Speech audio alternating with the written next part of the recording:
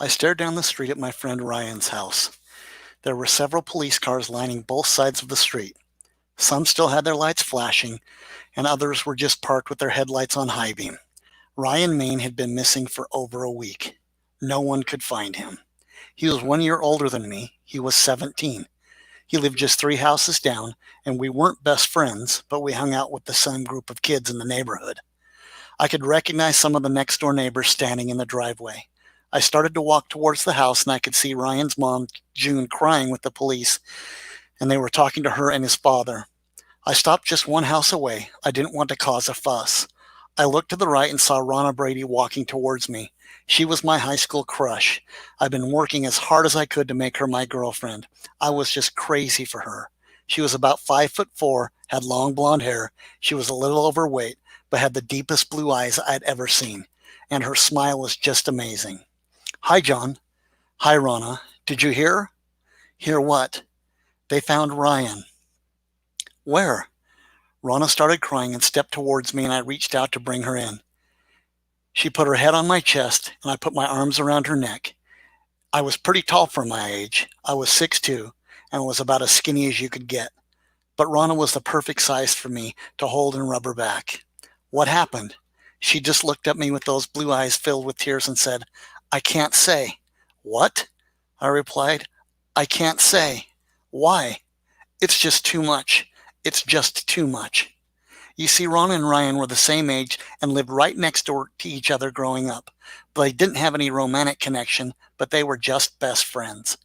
I grabbed her by the hand and we walked up to my house. We turned back and looked down the road, and the distance seemed to comfort both of us. She looked at me and said, they found pieces of him. What are you talking about? She started to cry and said Ryan's mom came home from work tonight, pulled in, and found a hand in the driveway. I heard her scream, rushed outside in time to see Mr. Main grab Ryan's mom and pull her into the house. Mr. Rickerson from across the street ran over to see what was happening. June's car was still running with the lights on. Mr. Rickerson jumped inside, turned off the engine, and killed the lights. As he got out of the car, Mr. Main came back out the door. I started to walk towards them, then I saw it. What do you mean? What did you see? I couldn't believe there was a hand in the driveway. I saw Ryan's hand laying in the driveway, she sobbed. I was instantly sick to my stomach and felt as though I was going to throw up. Wait, how do you know it was Ryan's hand? I said. You remember when Ryan nipped off part of his middle finger in shop class in junior high? Yes. Mr. Rickerson picked up the hand. It was missing part of the middle finger. Oh my God. I felt my body shake and I pulled Ronna in again. This time to have her help me stand, not me helping her. What? That can't be true. It is, she said. I saw it. When Mr. Rickerson picked up the hand, Ryan's mom was standing in the living room window and screamed again. Mr. Main ran back in the house. June was screaming and tried to come outside. Ryan's dad grabbed her and forced her on the couch. I ran back into my house, dialed 911, waited until the police came. I walked out, then I saw you. We both looked up and saw an ambulance pull up to the house. They hurried inside, and a few minutes later, they wheeled Mrs. Main out on a stretcher, put her in the back of the ambulance, and drove away. We watched as the police started putting up crime tape from one end of the yard to the other. You kids need to come in the house. I looked over, and it was my mother. I just got off a phone call, and you need to come in right now. Do you know what happened? I asked. Yes, you need to come inside the house now. I'm not going to repeat myself. The three of us walked in and sat in the kitchen. There was just silence as we looked at each other. Suddenly, Ronna stood up and started for the door. Where are you going? I said. I'm going home. No, you're not. Yes, I am. My mom stood up and took Ronna's hand and said, please stay. I know your family is out of town. Ronna was the head of a student club that mentors special needs children at East Midvale Elementary. You could see the playground if you stood on my porch. They had a big party scheduled for tomorrow morning for successfully completing the last semester. You're not going anywhere, I said. It's late. You two need to go to bed. My mom walked down the hall and shut her door. I couldn't believe she was just going to leave us there. She was pretty strict when it came to girls in the house. I looked at Ronna and said, come on. I walked to my room and she followed. You sleep in my bed, I'll sleep on the floor. Okay, she said, letting out a little deep breath. She handed me one of my pillows and a blanket. I'd always slept with 2 or 3 blankets so I could curl up and cocoon myself with just my face showing why I slept. Just a few minutes went by and I heard Rona's breathing level off, and I knew she was sleeping. I rolled over and fell asleep. John, John, wake up, wake up. I opened my eyes, and Rana was leaning over the bed looking at me. She reached out her hand and said, "Come up here." I grabbed my pillow and blanket and crawled in next to her. "I feel sick." "Me too." "Come closer," she said to me. I lifted the covers and she rolled over so we were face to face. I looked at her and grabbed her hand. She smiled and rolled back over and pulled my arm over her, and I wrapped both my arms around her and fell asleep. We woke up to a pounding at our back door. I jumped up just I jumped up and saw my mom. I jumped up as I saw my mom walk by my room. "Stay in here," I said to Rana. Before I could take 2 steps in the hall, I heard the pounding again. My mom opened the door, and there were 3 officers standing in our carport. "What's going on?" my mom said. "Ma'am, I'm Officer Beck. This is Officer Lamar and Eakins. Can you step outside for just a moment?" "Of course," my mom said. She stepped outside and I followed. "Mrs. Nickel, have you been home over the last few nights?" "You see, my name was John Ballard, but my mom changed her name back to Nickel when her and my dad got divorced." "Of course," she said. "What about you, son? Have you seen anything strange over the last few nights?" "Nope." "Is this about Ryan?" I asked. The officer looked down at his feet and replied, "Yes." I took a step toward him and said, "What is going on?" I heard the door open and Rana stepped out and grabbed my arm. "I'm sure you heard about what happened last night at the Main's house, yes?" "Of course," my mom said. The officer again looked down at his feet. "What's going on?" Rana said with a stern voice. "Well, early this morning, we brought in the dogs to see if we could help find Ryan's body. The thing is, you see," the officer turned and looked at the other officers, "we just found pieces of him." "What?" my mom said. "Pieces of him? What does that mean?" Rana said. The officer finally stood up straight, took a deep breath, and said they found pieces of him in every other yard, all the way to 4th Street. "Have you been in your backyard in the last few days?" he asked. "They found pieces of him," I said. "Yes, we found almost all of him, but we haven't found his head." Rana gripped my arm and started to cry again. John, you talk to these officers. I'm taking Rana in the house." "Can we take a look in your backyard, ma'am?" "Do you think part of Ryan is in my backyard?" I said. "We don't know, son, but we're checking every house in the neighborhood." My neck started to hurt and the pain dropped down into my back as I was biting down. I felt my teeth were going to split as I couldn't unlock my jaw. I showed the police to the east side of my house where my dad had built a fence between the garage and the shed that was hooked to our carport. It was a redwood fence it was a redwood fence that he had stained brown. It had a gate, and I opened it and let the officers walk through. I started to follow them, and for some reason I stopped. I was afraid of what might be back there. I saw the policemen split up and start searching. I moved into our back patio and stood. My eyes were searching for anything I could see without getting too close. A few minutes went by and the officers walked toward me, and the one in charge said, "We didn't find anything." I let out a sigh of relief. He handed me his card and walked away. I came through the door and my mom and Rana were standing in the kitchen. "What is going on, John?" Rana said. "I don't know. You heard what I heard. They only found body parts in every other yard, but not his head." "I'm going to be sick," Rana said. Then my mom's cell phone rang. It was Rana's mom. "Everything is fine. Rana's with us."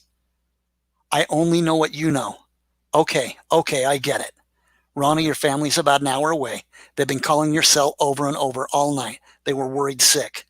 "Oh, I left my cell in the house last night when I walked out to meet you, John." "It's okay. They're coming here to get you. Let's eat some breakfast." As the weeks went by, fewer and fewer detectives came by, and the things got pretty much back to normal. No one wanted to talk about it, but most people just pretended it didn't happen. I heard from some of my friends that Mrs. Main was placed into a psych ward and was on so many meds she was just like a zombie looking out the window. Mr. Main didn't speak to anyone. He would go to work early, and when he came home, he parked in the garage and went right into the house through his back sliding glass door. No one dared to go in and talk to him. Each July, we would have a block party on the 4th, and everyone would be out there, bring out their barbecues. We'd set up tables, bring fireworks, and have games. Some of my friends said it was stupid, but I really liked it. Since the day they found Ryan, Rana was a fixture at my side. As soon as we woke up, we were together until late in the night. I walked her home. I walked her home the next day. I'd walk her home, and the next day it was the same thing. We had fallen in love. It was the best time of my life. Everyone was at the block party except for Mr. Main. As Rana and I watched the fireworks, I couldn't help but think of him. The night ended. I walked Rana home as usual. I was walking by the Main's house and I stopped. I was looking at the house and there was a small dim light on in the second bedroom window. I had made up my mind. I was going to knock on the door and talk to him. I moved to the back door and rang the bell. No answer. I opened the screen door and knocked. I waited for about a minute and the door opened. Mr. Main was standing in the doorway, and the crazy thing was he was fully dressed. It was 1 o'clock in the morning, and I assumed he was in bed. "Hi, Mr. Main," I said in a small voice. He just looked at me with a blank expression. "I wanted to come by and see how you were." Again, he just looked at me with the same blank stare. "Can I come in?" To my surprise, Mr. Main opened the door and waved me in. Their back door is right off the kitchen. I could see the range light on the oven. Their back door was right off the kitchen, and I could see the range light was on over the oven. There was just enough light to see the table in the center of the room. "What can I do for you, John?" "Mr. Main," he interrupted me and said, "You can call me Bill." Okay. "What can I do for you, John?" he asked me a second time. "Nothing, Mr. Main, nothing. Call me Bill." "Okay, Bill," I stuttered. "I'm sure you know that the whole neighborhood knows what happened." "Yeah, I know," he said. "Has anyone come by?" "Nope, you're the first one." "I just wanted to say I'm sorry for what happened." Mr. Main walked to his stove and picked up a pot of coffee that looked like it had been sitting there for a while and poured a cup. Did you want something, John?" "Did you want some, John?" No, I'm good. I don't drink coffee." "That's good. It'll keep you up all night." "Mr. Main, can I ask you a question?" "Only if you call me Bill." I felt so stupid. "Okay, Bill. What happened?" Mr. Main walked to the table and sat down. I mirrored him and sat across from him. The stove light was directly behind his head. I could only see the outlines of his face, but I could only see the outline of his face, but I could still see his eyes. "I don't know, John," he said as he sipped on his coffee. "I just don't know." There was a long pause and we just looked at each other. I was hesitant to speak again, so I waited to see if he would say anything. He looked down at the table, pushed his hand through his hair, and scratched the back of his head. I could see him take a deep breath. "I've been alone in this house for weeks. I don't know if you know where my wife is." "Yes, everyone knows," I said. "I've been going crazy trying to figure it out. The night Ryan went missing, I got home late, walked in the door. It was about 12:30 a.m. and June was asleep and everything seemed normal. I went to check on Ryan and he wasn't there. I didn't think anything of it. I knew he'd sneak out of the house and go hang with his friends, and he knew that I knew. So I went to bed. When I woke up, he still wasn't home. I told June to relax, and he was probably just sleeping over at a friend's house, and I went to work. About noon, she called me upset and said she still hadn't come home. I told her I'd be off early and would stop by a couple of his friends' house and track him down. I went from friend to friend to friend, and he was nowhere to be found. By the time I got home, my wife was a wreck, so I called the police. What did they say? They said they'd send someone by in a few hours and not to panic. I'll admit I was starting to get a little scared. So the police came over, took a report, and they said they'd keep an eye out. You saw what I saw. My wife was terrified and they took her away. Then they left, and that was it.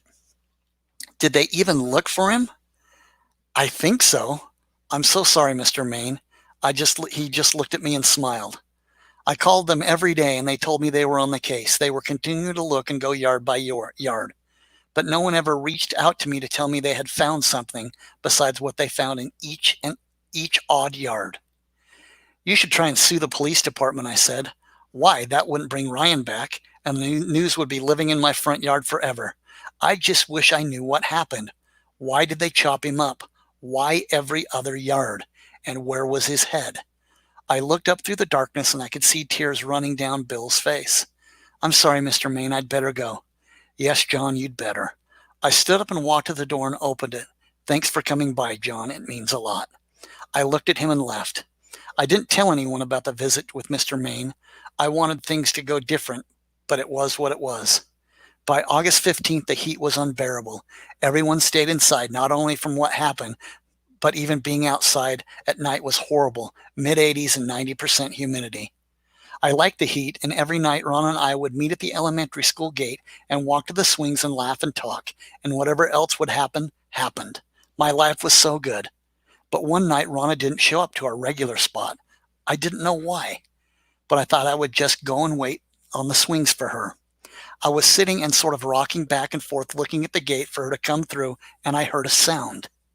It was something coming up from behind me. I thought, oh, she's trying to sneak up on me. I just sat there and pretended not to hear her. The sound stopped. I wanted to turn around and scare her, but I didn't. The elementary school building was behind me, and it sat about 100 yards away across a large piece of asphalt, and the swings were on the edge of a large grass field with some basketball hoops. Finally, I couldn't hold back. I turned around. What I saw wasn't Rana. I saw something that chilled me to the bone. It's hard to describe what it was, but in the darkness, something was moving towards me. As it came closer, I realized it wasn't human. I couldn't see exactly what it was. It was so black. It was Vanta black. I'd only read about this color of black in the newspaper. It absorbs 99.8% of all light. The creature was standing 4 feet away from me. I was completely frozen. I wasn't even breathing. It stood about 7 feet tall, had long stringy limbs that looked as if they were lean with muscle. A sour odor filled the air as it inhaled and exhaled. It only took about 2 breaths per minute. It took a few more steps forward, and it was standing right next to me. With one movement, it fell forward and walked on its back, legs, and hands. After a few yards, it turned and stood again. It took one deep breath, and I saw its true form. For some reason, its entire body radiated a deep translucent blue as it let the breath out. As I looked, I saw it had vertical ribs that ran from its waist to the front of its chest. There were 6 on each side. It also had horizontal ribs that seemed to hold its torso together. It didn't have any shoulders. A long row of muscles started at its forehead and ran down the back of its spine and attached to its legs.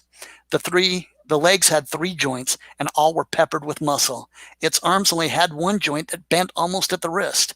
As I looked, it turned its head again. It was staring directly at my face. It had a large skull with many scars and pits from what I assume was battle. It had a very short forehead. Its mouth had large rows of top teeth. They were very small, but there were many of them, all honed down to razor sharpness. It didn't have a jaw. There were just a continuation of its ribs right through its neck and down where its jaw should be. The ribs turned into soft tissue that looked like tentacles, one for each rib. And on the end of the tentacles, there was a bony hook that would turn out, then retract into its mouth with each breath. A slimy, foamy substance filled the gaps between the tentacles and had an awful smell. It burned my nose as I breathed. I wanted to run away, but I didn't dare move. Suddenly, one of the swings moved in the wind and made the slightest noise. The creature turned to find out what it was. What I saw next didn't seem possible. How did I miss this? I looked right below its forehead, and it didn't have any eyes. I looked right below its forehead, and it didn't have any eyes. Just a small forehead and teeth. That's why it couldn't see me. I reached out and held the swing from making noise. For some reason, I felt safer realizing it didn't have a way to detect me. That's why it moved right past me. It couldn't see me. So I stood up out of my swing with the intention of slipping away in the darkness and heading to my house. The noise I made was much louder than the swing in the wind. It turned again, raised its hands up to his face. They were clenched into a fist. It brought them just above its mouth and slowly opened them. The fingers were long and bony, with stub nails that were thick and looked like the toes of a sloth. But what I saw next put true fear into me. When I opened its hands, right in the middle of its palms were a set of eyes, 1 on each hand. They glowed the same color blue as its body, but much more intense. They scanned the playground several times, then closed its hands and started to move away. I stood not believing what I'd just seen. Though it was standing feet away from me, it didn't see me. Why? Why, I thought. Why wasn't I dead? Once it was all Once it was on all fours and moved quickly into the darkness. So fast I lost it almost immediately. With fear still racking my body, I ran to the opposite entrance of the school and made my way home. I didn't see anything else. The sun filled my window as I woke up. I really hadn't slept, but I must have dozed off for an hour or so. I was grateful to see the bright sunshine. I told myself it could never be in the light, or everyone could see it. It could never be in the light. "John," my mom yelled, "time to get out of bed." I pulled myself up and I found myself with no energy. Seeing what I saw and not sleeping had drained me physically and mentally, but I stood up and moved to the kitchen. To my surprise, there sat Rana and my mom drinking a cup of coffee. "It's about time you get your butt out of bed," Rana said with a bright smile. "He can be a late sleeper if he wants," my mom smiled as she poured herself a cup of coffee. "What's the plan for today?" Rana said, looking at me. "I don't know. I'm just sort of tired. Maybe we could just watch some movies in the basement where it was nice and cool." "Sounds good," she said. I grabbed Rana's arm and pulled her down the stairs. She was laughing and trying to beat me to the basement. I let her go. She jumped on the couch and stretched out and said, "It's all mine. You have to sit on the floor." I stepped to the TV, turned it on, and jumped onto her waist and started to wiggle my way in. "Stop," she yelled. I just kept burrowing until I was right behind her. I put both my arms around her and I could smell her hair. I was just crazy about her. So we watched movie after movie until she looked at me and said, "I am starving." "Me too. Let's go to the Shake Shack," she said. "Good idea. Nothing better than an ice cream on a hot day." I pulled up to the Shake Shack, went around to the open door, as if the night before never happened. I love blueberry mulch," she said. "What are you going to get?" I looked at the menu and saw a new flavor, green apple. I thought, what the hell? So I ordered burgers, fries, and our shakes, and we found a table. "So what happened to you last night?" I asked. "Well, I wasn't feeling well, so I went to bed just to take a quick nap, and I wanted to come and meet you, but I fell asleep, and when my eyes opened, it was morning. Are you mad?" "No, I just wanted to make sure you were okay." "So you know I'm fine as long as I'm with you, silly," she said. We sat and talked for a few hours, and it started to get dark. "We'd better go. It's getting dark." Rana rolled her eyes and said, "Are you afraid of the dark, big boy?" Right then I wanted to tell her what I'd seen the night before, but I thought she would think I was crazy and would never see me again. But I was afraid of the dark, deathly afraid. "Let's go sit on the front porch." "Sounds good," she said. I pulled my car into the carport, took a look in all my mirrors, and thought to myself, "What in the hell are you doing?" I smiled and looked at Rana. She said, "What are you looking at?" "Only the most perfect girl in the world," I said. "You're so sweet. No wonder I love you. Let's go." My house had a porch all the way around it, but I always liked sitting on the side the sunset so we could watch, and tonight I needed as much light as I could get. The sun dropped under the horizon, the darkness grew. The heat turned into a semi-cool breeze. Rana slid by me, put her head on my shoulder. I tilted my head and touched hers. "Let's go for a walk." "No, let's just sit for a while," I said. Rana turned and put her legs on top of mine, laid back, and her hair hung over the bench. I looked up and saw a million stars and felt so content. Rana fell asleep as I caressed her face. She was so beautiful. Time didn't seem to move. After a while, I looked at my watch. It was 1:13 a.m. I woke Rana up and went inside the house and right to my room. She was half asleep and I helped her into my bed.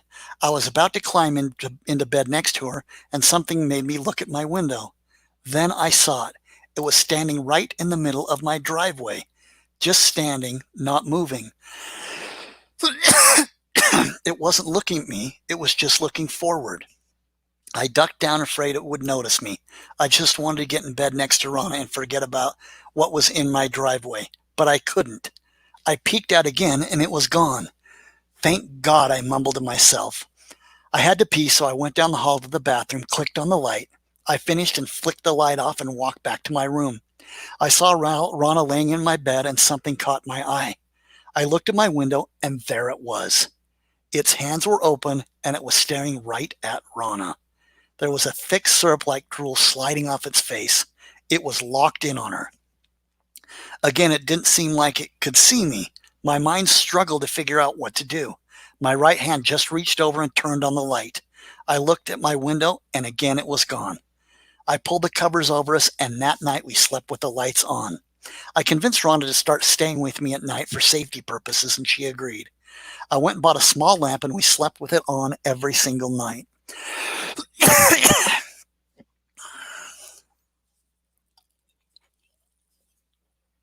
Our city had broken another heat record. It was 102 degrees, and the power grid was strained to keep all the houses cool. Our air conditioner worked, but it would only get the house down to about 80 degrees. It was horrible to try to get some rest in that heat. Not slurping, not sleeping during this time was not good for me. I remember my father being in a horrible car accident, and he'd call me from the hospital all the time to come up because he was scared he was going to die. I'd walk in his room, and he'd be looking at the heart monitor. I'd tell him to quit it, and he'd look at me for a minute and then turn his head back and watch the bouncing green light. I found myself doing the same thing, always looking at my window. One night I found myself laying next to Rana. It was so hot I had to get up. The house was muggy, and I decided to walk outside and stand on my porch. I couldn't believe I was going to do that, but the heat was just too much, and it couldn't see me anyway. Why was I worried? I stepped outside, and surprisingly, it was cooler outside than in my room. I found a special chair. It was a rocker that had a padded seat. All of the rest were just old wooden chairs that looked like they were 100 years old. I sat down and started to rock a little, and seemed as peaceful as it could be. For some reason, the constant anxiety seemed to level off and dip a bit in my mind. I was looking across the street at the Johnson's house, and I saw it crawl over the roof. It was hanging right outside of Whitney Johnson's window. It had one hand and a leg holding on the roof, and the other two resting on the brick just below the window.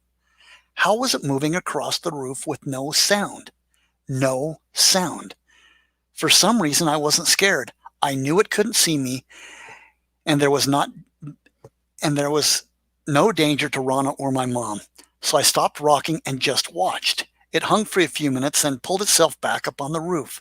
The Johnsons had a roof fan that would turn on when the temperature would get above 165 degrees in the attic, and it pulled in the cool air in the space between the roof and the layer of insulation.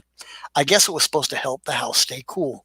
The fan rumbled on, and it moved quickly to the edge of the roof.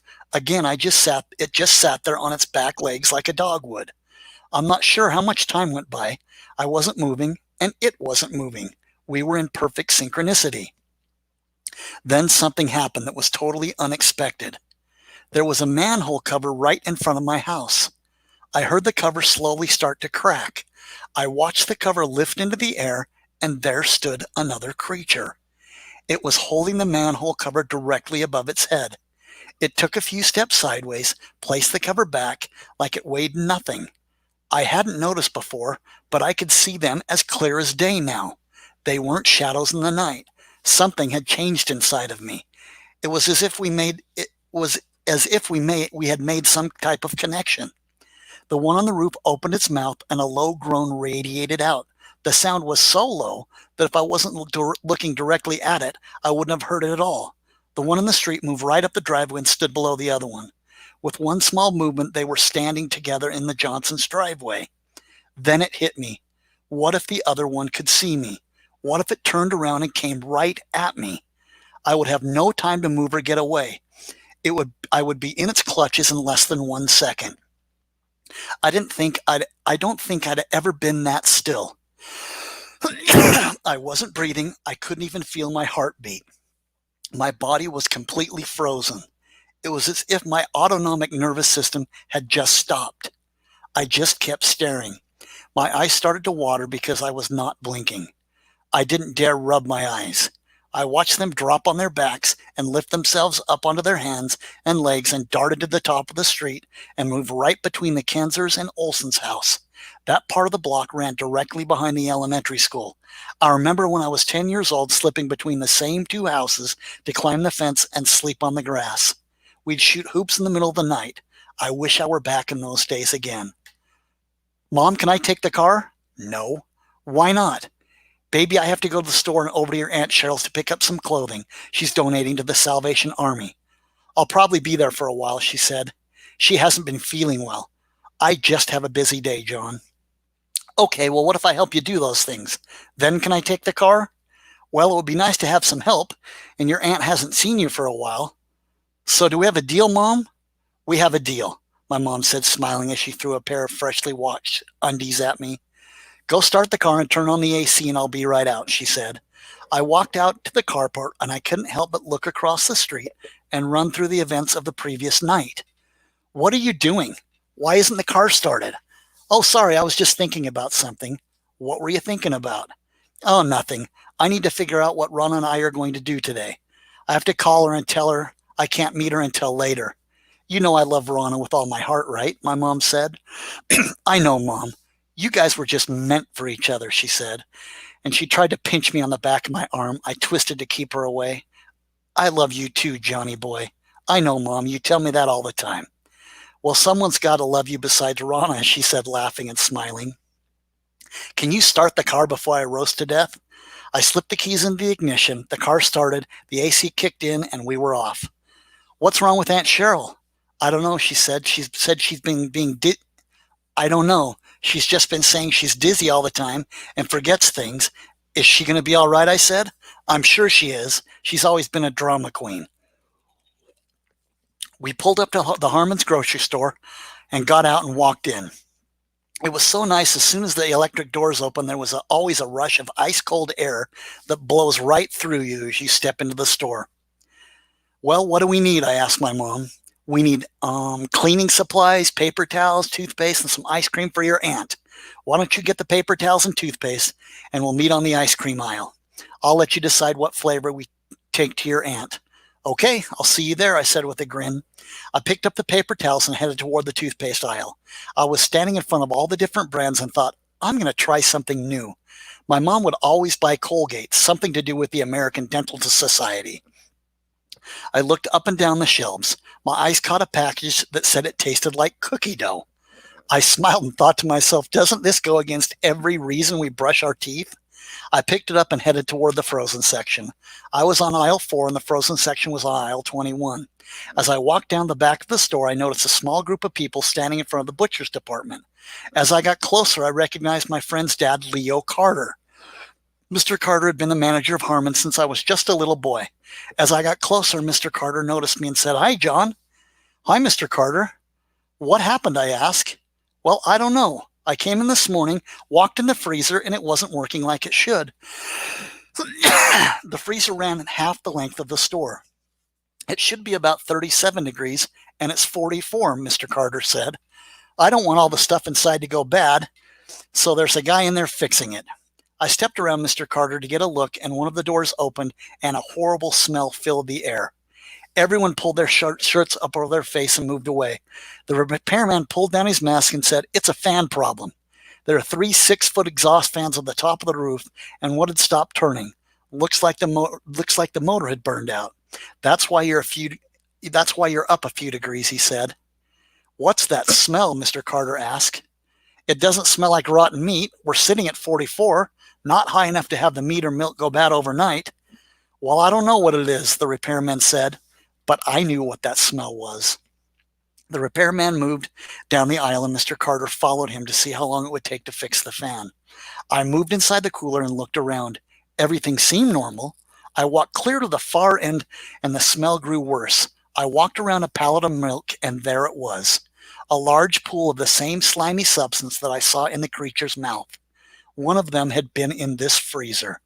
I bent down to get a closer look, and it seemed as the substance itself was alive. If you just looked from a normal distance, it seemed like a pool of clear shampoo or something that shouldn't have been in the freezer in the first place. But as I looked closer, there was slight movement. Get out of here, Mr. Carter chirped. I jumped from his voice. What do you see there, John? I didn't know what to tell him, so I said, looks like something leaked out and went bad. Well, get away from there. I'll have someone clean it up. We walked out, and Mr. Carter told one of the stalkers to get a mop and a bucket to clean the stain up by the milk crate. It was nice to see you, John. Tell your mom hello. I shook my head and turned towards the ice cream aisle. Where have you been? My mom asked. I was talking to Mr. Carter. Oh, I just love him. He always treats everyone so well that shops here. Well, Johnny boy, what flavor do you want? You know what flavor I want, Mom. You are the weirdest kid in the world. Who at your age likes pistachio ice cream? Me, I said. Well, I don't know if your aunt will like it, but I guess we'll see. My aunt lived about 5 minutes from Harmon's, and by the time we arrived, the ice cream was just starting to melt. My mom pushed the door open without even knocking and said, "Cheryl, Cheryl, are you here?"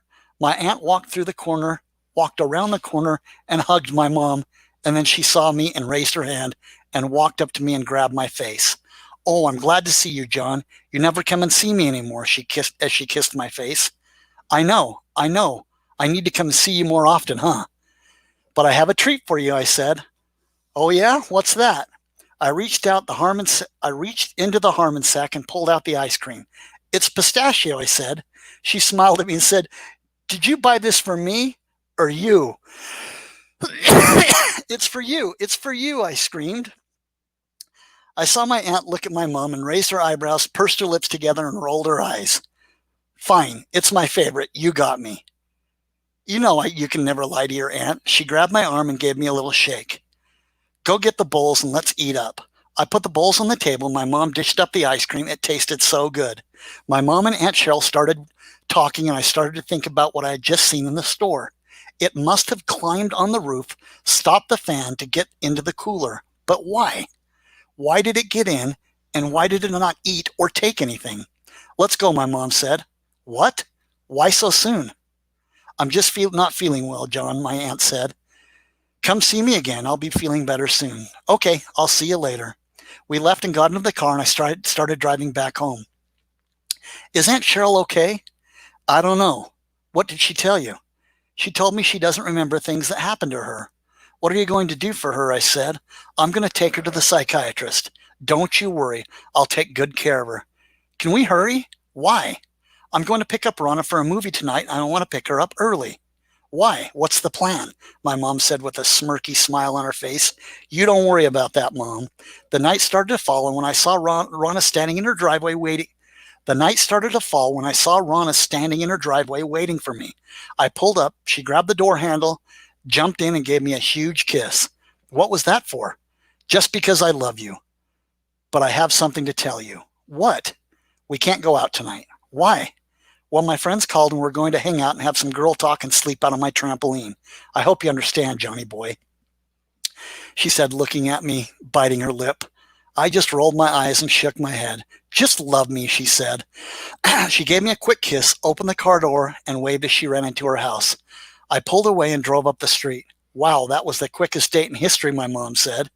She's having a night she is having a night with all her girlfriends." "Well, you can't always be number one, Johnny." I went back into my room and started watching TV. Hours went by and I saw the sign off signal of the local channel. I got up out of the chair and started to crawl to my bed. I suddenly felt sick. I was going to throw up. I ran to the bathroom, knelt in front of the toilet. I couldn't figure out what was going on. My heart sunk as I realized what was happening. I stood and ran to my back door and crashed through it without a thought. My body was telling me something. I ran down the street and made a beeline for Rana's house. I remembered she said they were going to sleep out on the trampoline. Why didn't I tell her no? As I got to her driveway, I took a left turn and snuck into Mr. Maine's backyard. I didn't want to go rushing into her backyard screaming and scaring them to death. They'd think I was a crazy boyfriend, and Rana would never live it down. Mr. Maine had built an 8-foot gray cinder block fence. Mr. Maine had built an 8-foot gray cinder block wall on 3 sides of his backyard. I crouched down and looked through one of the vertical holes where the brick was turned for decoration.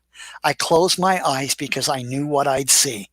A sick smell hit my nose and forced my eyes open. There it was, hanging right above the trampoline that was sunken into the ground right below a large oak tree to save space in the yard. It was hanging by its 2 feet directly over the girls. Its hands were dangling partially open off the end of its arms its hands dangled partially open off the end of its arms and were just inches from Rana's face. As I watched, petrified with fear, it raised its 2 hands to its forehead, and they opened. For only the second time I saw its eyes. This time they glowed with a dark red luminescent tint. I could see the veins of its hands pulsate with pleasure. What I was seeing was different than what I'd seen before. The red fluorescent cover moved from its hands and illuminated through the whole body. Its breathing started to quicken, its ribs seemed to unhinge, its torso expanded to 3 times its normal size. There were small bolts of red lightning shooting everywhere in its body. It pulled its head back, and its neck stretched and arched. There were large veins pushing the bright fluid into the tentacles as they rolled out of its mouth and twisted through the air. A low groan echoed out of its whole body, which was followed by a bright flash that lit up its entire form. The foamy slime I saw in the market dripped out of the tips of its hooks on the end of its nails, where it pooled for a moment before it dropped through the trampoline. Its mouth opened wide, its top teeth extended to show rows and rows of razor-sharp teeth running down its throat. It was going to feed on Rana. I couldn't look away. My hands were moving to find anything I could fight with. I felt a brick that had fallen from the aging fence. I looked down, stood up, and threw it with all my might. It found his mark. The creature reared back and looked directly at me. Again, it didn't or couldn't see me. The brick dropped in the middle of the trampoline and grazed Rana's face. She sat up screaming. I looked at the tree, and there was nothing. All of the girls started to screech from fear, and Rana turned on the flashlight and stood up. "Something hit me," she yelled. "Something hit me," as she scrubbed her hands through her hair to get out what she thought was still there. She shined the flashlight down, and the girl saw the brick. "Oh my God," her girlfriend Becky said as she grabbed the brick. "One of those assholes in your neighborhood must have wanted to scare us, and they threw this." "Who would do this?" Some of the girls started to laugh. I think they wanted to cry, but laughed instead. "God, I hate boys," Becky said. "It was probably some pervert running around scaring people. Don't these kids have parents? Jesus." "Let's go inside," Rana said. They grabbed their stuff, ran into the house, and Rana was safe. I saved her tonight. But what about tomorrow and all the nights to come? I shrunk behind the fence and knew I had to kill these creatures. I had to kill all of them.